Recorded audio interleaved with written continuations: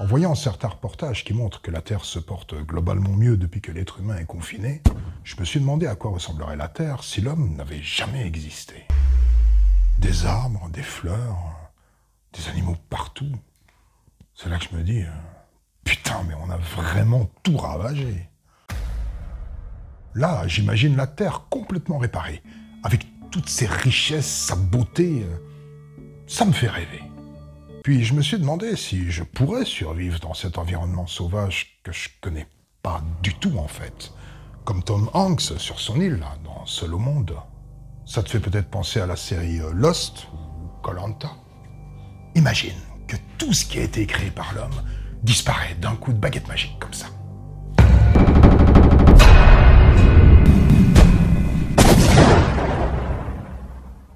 Par exemple, t'es dans ton canapé, là, tu regardes la télé. Pouf, plus de télé, plus de canapé, plus de téléphone, ta montre, tes lunettes, plus rien. Mais aussi ta maison, ton immeuble, ton quartier, ta ville, tout disparaît comme ça. Les bagnoles, les avions, l'électricité, l'éclairage, le chauffage, Internet. Plus la moindre trace de civilisation humaine. T'es chez toi, enfin, à l'emplacement de chez toi, puisque tout a disparu. Selon le pays où tu habites, ce serait la savane, le désert ou la jungle. Si tu es en France, par exemple, tu seras peut-être dans une sorte de forêt. Près de toi, il y a ta famille, enfin, ceux qui habitent avec toi. Et juste un peu plus loin, il y a tes voisins, là, du dessus, du dessous, d'à côté. C'est un phénomène mondial, donc. 7 milliards d'êtres humains qui se retrouvent sur la Terre telle qu'elle l'aurait été s'il n'y avait jamais eu d'êtres humains. Les océans sont remplis de poissons, la terre ferme est colonisée par toutes sortes d'animaux et de végétaux, et nous on est posés là au milieu. C'est le printemps, la température est agréable, le soleil vient de se lever, il y a des oiseaux qui s'envolent. C'est très serein. Tu respires un bon bol d'air pur. C'est merveilleux, non ? C'est quoi ce qui te viendra en premier à l'esprit dans cette situation si spéciale? Est-ce que tu penses immédiatement à protéger tes proches, là, avec tes bras, comme ça? Est-ce que tu cherches ton chien, ton chat? Mais si on estime que c'est des créations humaines, ils sont plus là. Est-ce que tu voudrais absolument savoir pourquoi ça arrive? Punition divine? Un complot mondial? Caméra cachée? Peut-être que t'es désespéré d'avoir perdu tout ce que t'avais. Ou tu t'accroupirais par terre, apeuré comme un gosse? Ou est-ce que ce serait toi qui tendrais la main à ceux qui sont terrorisés? Ou te dresserais-tu comme un guerrier, les poings fermés, prêt à affronter l'inconnu? Une chose est certaine, tu vas découvrir si tu es vraiment ce que tu penses être, et si les autres sont réellement ce qu'ils prétendent. T'observes tes voisins qui se regardent mutuellement comme ça, un peu hébétés. Premier réflexe, on se cache. Ah bah oui, parce que les vêtements ont aussi tous disparu.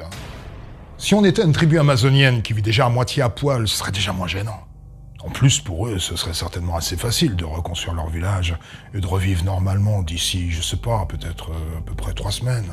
Mais là, pour nous, refaire le monde, comme on dit, c'est pas la même tisane.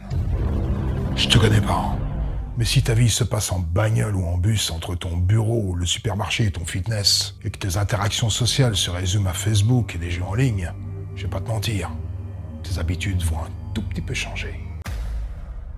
Une fois passé l'effet de surprise, il va bien falloir regarder cette nouvelle réalité en face, non? Il y a 5 minutes, c'est l'homme qui mettait tous les animaux en danger. Là, pardon, mais tu ressembles quand même plus à un repas qu'à un prédateur. Les serpents, les loups, les ours, les animaux qu'on va rencontrer, ils sont pas en peluche. Ce serait con de se faire bouffer tout de suite, là. Première chose, trouver un bâton pour se défendre. C'est mieux que rien. Aïe! Ah bah oui, ça sert à rien contre les guêpes, les fourmis, les araignées, les puces, les tiques, les moustiques et toutes les maladies qui vont avec. Qu'est-ce qui se passe là plus loin? Il y a quelqu'un qui se comporte comme si c'était le chef. Ah, c'est Maxime, celui qui organisait la fête des voisins chaque année. C'est pas le plus malin, il a tout le temps la gueule ouverte. Ça va, il est sympa, il est marrant. On l'écoute facilement. Là, il dit bon, on va pas rester là, si. Moi, je pense que le mieux, faut qu'on trouve de l'eau, parce qu'avec le soleil, on va crever de soif. Allez, on y va! On y va. Alors ok, oui, il y a une rivière pas loin. Mais comment? Par où on y va?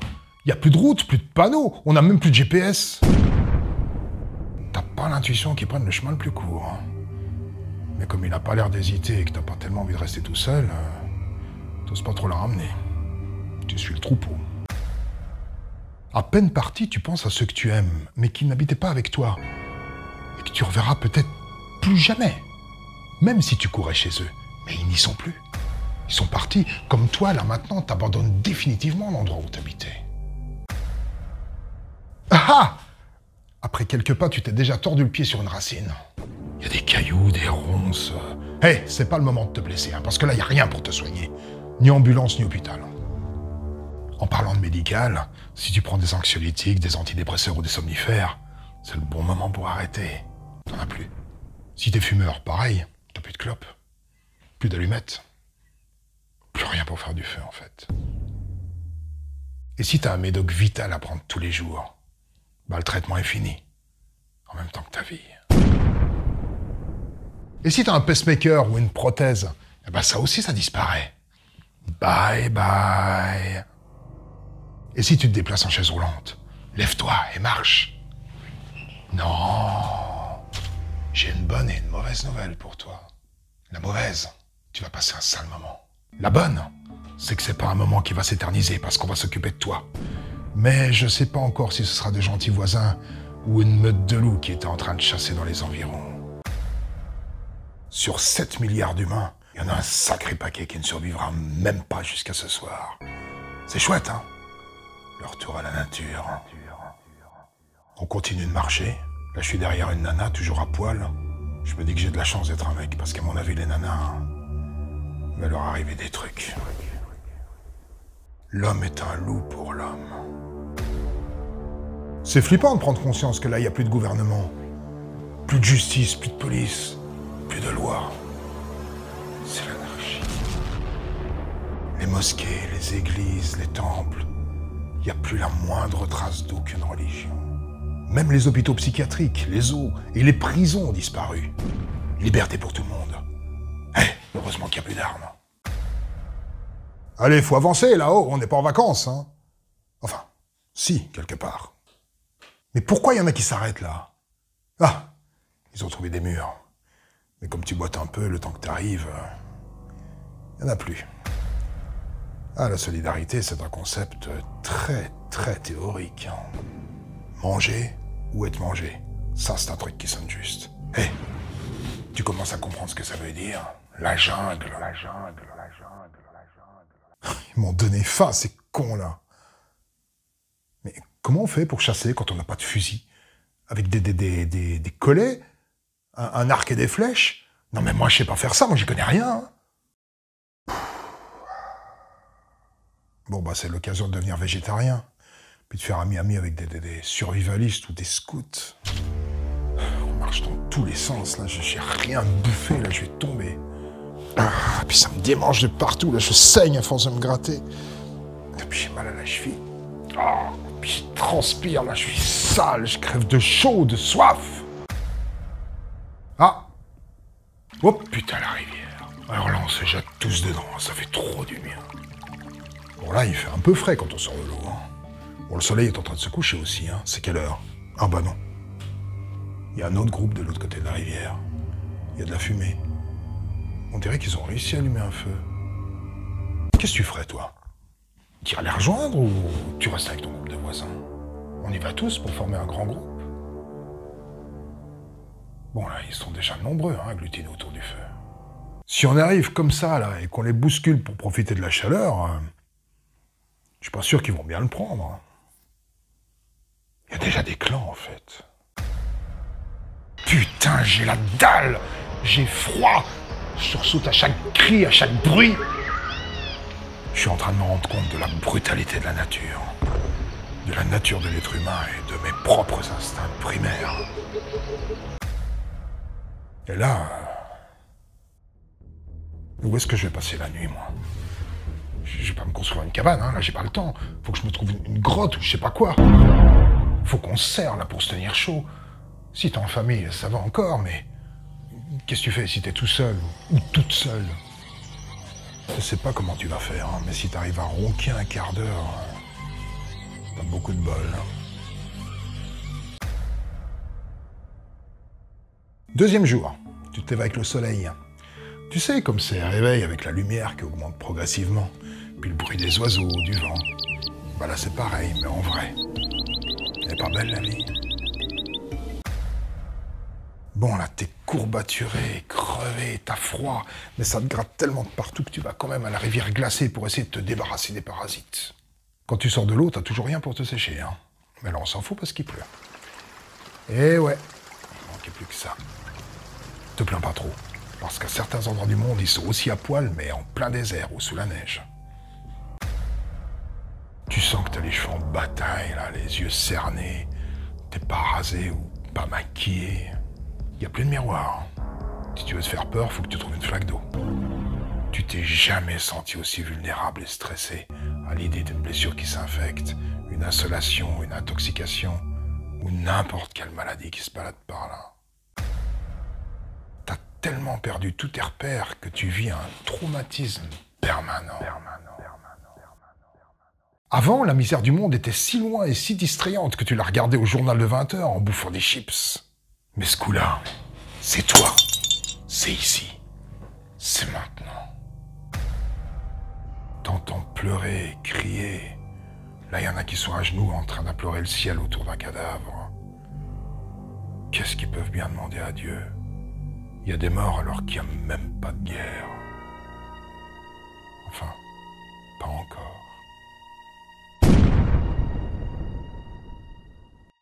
Tu t'assieds sur une pierre avec ton bâton, là, comme ça. Et tu prends conscience que ton espérance de vie, elle vient de salement morfler. L'avenir pour toi, maintenant, c'est pas ce que tu vas faire dans un an.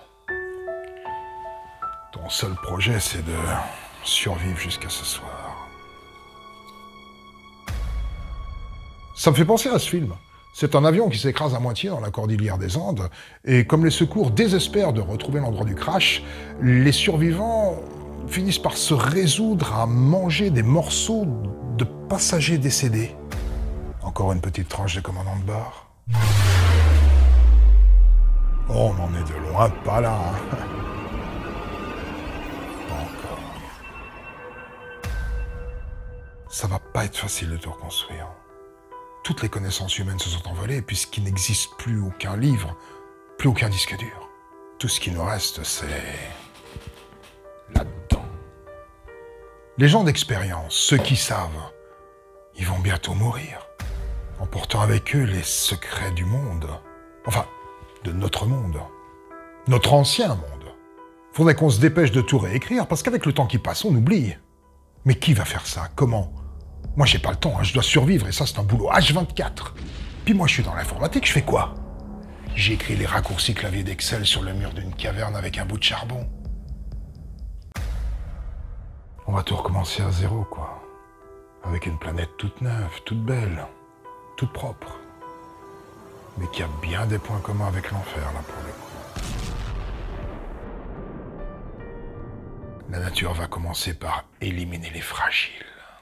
Il ne restera que les plus forts, les plus débrouillards, les plus futés, les plus combatifs, les plus adaptés, les plus coriaces qui forgeront la base de cette nouvelle humanité. Ceux qu'on nomme habituellement les meilleurs. Je te connais pas, mais est-ce que tu penses que tu seras retenu au casting? On va réapprendre à faire du feu, tailler des pierres, les polir, fabriquer des lances, les premières armes pour chasser les animaux, afin de les manger et pouvoir nous vêtir de leur peau. Ces mêmes armes que nous utiliserons aussi pour combattre nos ennemis, c'est-à-dire les autres groupes de notre propre espèce. On redeviendra des hommes des cavernes. Enfin, moi j'ai même pas de caverne. Je suis même pas sûr de pouvoir reconnaître les trucs qui se bouffent. Par contre, je sais lire et écrire. Mais bon, ça... On aura les cheveux comme ça, des barbes comme ça. Mais on parlera avec un vocabulaire d'aujourd'hui. Ça me fait un peu penser au film avec Alain Chabat. Ça va être tout noir! Ta gueule! On connaîtra plein de mots, mais qui servent plus à rien.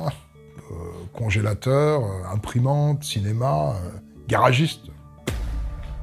Les survivants n'arriveront même pas à expliquer ça à leurs nouveaux enfants. Papa, tu faisais quoi quand t'étais jeune? Bah, j'étais assureur. Mais ça veut dire quoi? Ah, ça, des enfants, il y en aura. Autant que des MST, parce qu'il n'y a plus de préservatifs. Bon, d'un autre côté, vu les conditions de vie, la majorité des enfants mourra avant de naître. Ça équilibre. Et les femmes elles-mêmes vont mourir en couche après leur 10e grossesse, quand elles seront vieilles et usées, vers 25 ans. On va réinventer la roue, le troc, l'agriculture, l'élevage. On va tracer des routes entre les villages, puis les villes. On va dessiner des nouvelles frontières. On va édicter des nouvelles règles, inventer des nouvelles croyances, des nouvelles religions. Petit à petit, on va sans doute sculpter à nouveau la planète à notre image, qui convient à notre race. Apprivoiser, exploiter ou raser notre environnement selon nos critères, nos besoins, notre confort. Imaginez que l'être humain puisse ainsi recommencer la même chose s'il avait une deuxième chance. Est-ce que ça te paraît odieusement scandaleux ou tristement fatal?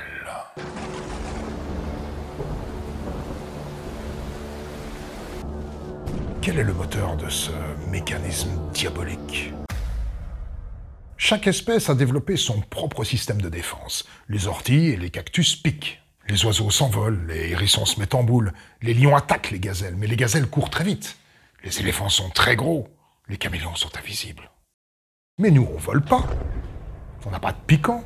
On court même pas très vite. On n'a pas un œil de lynx ou la mâchoire d'un tigre. On est assez nuls, en fait. Surtout là, assis sur ma pierre, là, comme un con, à trembler des genoux.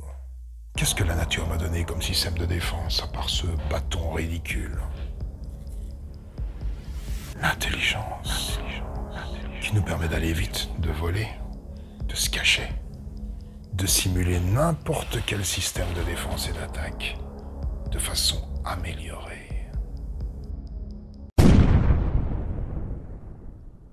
Et cette intelligence est un système si redoutablement efficace qu'il nous permet de maîtriser et donc d'exploiter notre environnement sans limite. Tout être vivant veut survivre, se reproduire et se développer. C'est la nature même du vivant, ce que Nietzsche appelle la volonté de puissance. Et quand cette volonté de puissance pilote l'intelligence, l'autoroute qui mène à l'autodestruction semble inévitable.